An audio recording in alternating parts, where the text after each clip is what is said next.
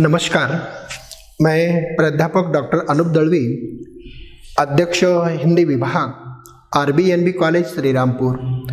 आज हम MA कक्षा की गजानन माधव मुक्तिबोध जी के द्वारा लिखित पक्षी और दीमक इस कहानी का अध्ययन करेंगे। मनुष्य की अस्मिता के लिए संघर्ष करने वाले गजानन माधव मुक्तिबोध का जन्म 13 नवंबर 1917 को ग्राम शोर शिवपुरी मुरैना जिला मध्य प्रदेश में हुआ। उनके पिता का नाम माधवराव तथा माताजी का नाम पार्वतीबाई था। इनकी प्रारंभिक शिक्षा उज्जैन में हुई।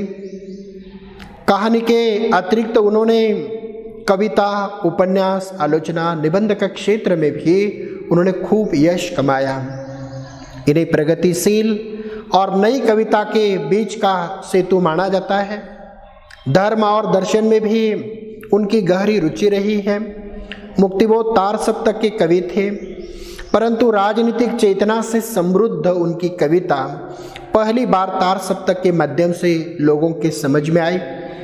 कविता के साथ साथ कविता विषयक चिंतन और आलोचना पद्धति को भी उन्होंने विकसित किया है तथा समृद्ध किया है। 20वीं शती के श्रेष्ठ लेखकों में गजानन माधव मुक्तिबोध का स्थान अत्यंत महत्वपूर्ण है। उनका जन्म 11 सितंबर 1964 ईस्वी में हुआ। उनकी प्रमुख कृतियों में तथा उनकी कहानी संग्रहों में काट का सपना, विपात्र, सतह से उठता आदमी, कविता संग्रह में चांद का मुंह टेढ़ा है, भूरी भूरी खाक धूल, आलोचनाओं में नई कविता का आत्मसंघर्ष, कामायणी एक पुनर्विचार, नए साहित्य का सौंदर्य शास्त्र, समीक्षा की समस्याएं, एक साहित्यिक की डायरी, यह आदि सभी उनकी जो रचनाएं हैं वह उनकी रचनाएं विख्यात हैं। प्रस्तुत पक्षी और दीमक कहानी में समाज में प्रचलित भ्रष्टाचारी वृत्ति का पर्दाफाश करने का स्तुत्य प्रयास गजानन माधव मुक्तिबोध जी ने प्रस्तुत कहानी में किया है। कथाकार उनके कमरे के इर्द गिर्द पीली हरी झाड़ियाँ, जंगली बेलियाँ, फूलों तथा वेद की झाड़ियों के प्राकृतिक सौंदर्य को प्रदर्शित करते हैं।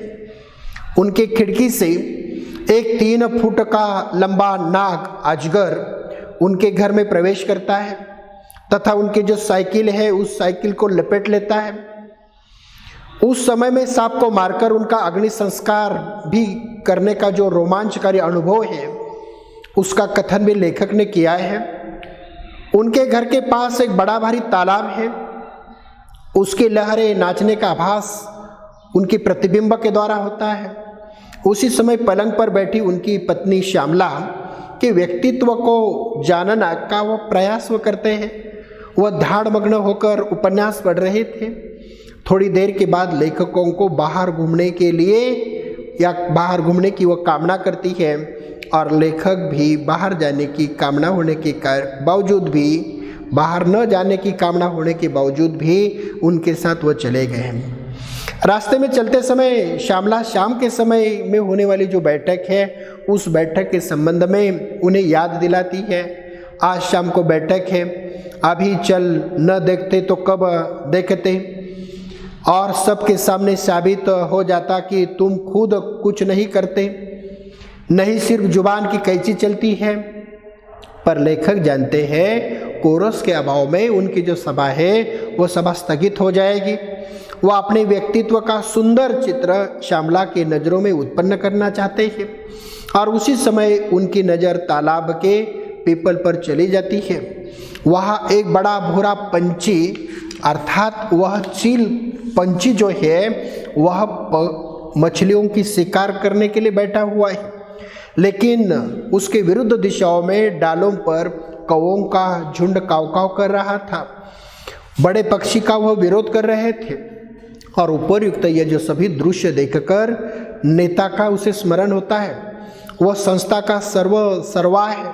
वह भगवे खद्दर के कपड़े पहनता है कि जिन्होंने सचिवालय की अंधेरी गैलरियों में देखा जहां सरकारी ग्रांट अनुदान की मंजूरी के लिए क्लर्क की मुट्ठियां गर्म की जाती है। पत्नी उसे सलाह देती है कि इससे अच्छा है कि तुम इस्तीफा दे दो, अगर काम नहीं कर सकते तो गद्दी क्यों अड़ा रखी है। एक दिन दफ्तर के सहयोगियों के द्वारा उनके मित्र की निंदा भी उन्होंने सुनी थी। सूक्ष्मदर्शी यंत्र का रजिस्टर में पंजीकरण किया गया था, परंतु वह वास्तव में नहीं था। केवल उसकी रसीदें देकर सूक्ष्मदर्शी यंत्र जो था या उसका जो पैसा था वह हड़प किया गया था। सरकारी ग्रांट का पैसा इसी तरह से संचालकों के जेब में चला जाता है। लेखक सरकारी ग्रांट हड़पने की भ्रष्टाचारी वृत्तियों की पोल खोल का प्रयास उन्होंने अपने प्रस्तुत कहानी में किया है। लेखक को विश्वविद्यालय के ग्रंथालय में प्रवेश करते समय भगवे खद्दर कुर्ते वाला संचालकों की सेवरलेट गाड़ी दिखाई देती है, अर्थात वो उनसे छुटकारा चाहते हैं। सोचते हैं कि इस बुराई के चक्कर में मैं कैसा फंस गया हूँ। उसी समय लेखक एक पेड़ के पास एक युवक और युवती को देखते हैं और इसीलिए श्यामला के साथ उसी पेड़ के पास जाकर बैठने की इच्छा व्यक्त होती है। वह भगवा खद्दर वाला आदमी वह अत्यंत बुरा है, वह भ्रष्टाचारी है और उसके साथ विश्वासघात नहीं वह करना चाहते हैं, क्योंकि उसी के कारण ही वो विश्वास योग्य माने जाते हैं। मतलब भ्रष्टाचारी जो लोग होते हैं वो विश्वास पात्र लोगों को अपने साथ रखते हैं, कारण उनके साथ वो विश्वासघात नहीं कर सकते। भ्रष्टाचारी लोगों को उनके कारनामों में वह साथ देने के कारण ही वो विश्वास पात्र समझा जाता है। इसलिए लेखक अनेक कमेटियों के सदस्य भी है। और उसी समय लेखक पक्षी और दीमक की कहानी वह संकेतांक के द्वारा वो दोहराते हैं। कहानी के संकेतांक के द्वारा भ्रष्टाचारी वृत्तियों को उजागर करते हैं। वे कहते हैं एक पक्षी आसमान में बहुत ऊंचाई पर उड़ता है। वह पक्षी के साथ उसके पिता और अन्य मित्र भी थे। उनमें से एक नौजवान पक्षी जमीन पर चलती हुई बैलगाड़ी को देखता है कि उस बैलगाड़ी में बड़े बड़े बोरे रखे हुए थे और वह गाड़ी वाला चिल्ला चिल्ला कर कह रहा था, 2 दिन के लो एक पंख दो, 2 दिन के लो एक पंख लो। उस नौजवान पक्षी को दीमक खाने का बड़ा शौक था, परंतु हवा में उड़ने वाले पक्षी हवा में तैरने वाले कीड़ों को खाकर अपनी भूख की तृप्ति कर लेते हैं, लेकिन दीमक जमीन पर तथा पेड़ों पर से ही हासिल होते हैं। परंतु आदमी का बोरे में दीमकों को बेचना नौजवान पंछी को काफ़ी सुविधाजनक लगता है। वह ऊंचाइयों को छोड़कर नीचे आ गया। एक पेड़ की डाल पर वह बैठ जाता है। अपनी चोंच से बाहरी तकलीफ सहकर वह एक पंख तोड़ता है, एक पर तोड़ता है और उस दीमक बेचने वाले को देता है और साथ ही उसके बदले में 2 दीमके लेकर वो उड़ जाता है।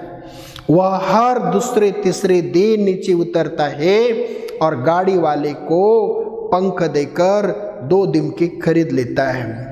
कुछ दिनों तक नौजवान पंछी का यह सिलसिला जारी रहा, परंतु एक दिन उनके पिताजी ने यह देख लिया और उन्होंने उसे समझाया, दीमक से हमारा यह स्वाभाविक आहार नहीं है, उसके लिए पंख तो हरगिज नहीं दिए जा सकते। परंतु नौजवान पंछी ने अपने पिताजी की बात मानी नहीं। अपने पिताजी की बात उन्होंने अनसुनी कर दी। उससे दीमक खाने की आदत लग गई थी, परंतु आगे चलकर उनके पंखों की संख्या दिन ब दिन घटती गई। अब वह ऊंचाइयों पर भी अपना जो संतुलन है वो साध नहीं सकता। आकाश में यात्रा के दौरान वह अपने लगा, वह अपने साथियों से बिछुड़ जाता रहा। फिर भी दीमक खाने का उस पक्षी का शौक कम नहीं हुआ। वह अपने पंख तोड़कर गाड़ी वाले को देता रहा और उसके बदले में दीमके लेकर वह खाता रहा। उनका यह शौक दिन ब दिन बढ़ता गया। नौजवान पंछी सोचने लगा कि आसमान में उड़ना फिजूल है, वो मूर्खों का काम है। वह आसमान में नहीं उड़ता था, एक पेड़ से दूसरे पेड़ तक वह पहुंच जाता था, परंतु धीरे धीरे एक पेड़ से दूसरे पेड़ तक उड़ने की उनकी शक्ति भी धीरे धीरे कम हो गई। आगे चलकर एक डाल से दूसरे डाल पर वह बड़े कष्ट के साथ पहुंच जाता था, परंतु दिमके खाने का उनका शौक पूरा नहीं हुआ। लेकिन एक दिन उसने सोचा कि वह खुद भी दिमकों को खोज सकता है, वह दिमकों को ढूंढ सकता है। इसलिए वह जमीन पर आ गया और दिमके ढूंढने लगा, दिमके चुनने लगा। वह खाने के बजाय वो जो दिमके थे वह दिमके उन्होंने इकट्ठे करने लगा। अब वह दिमकों का बहुत बड़ा ढेर उसके पास हो गया।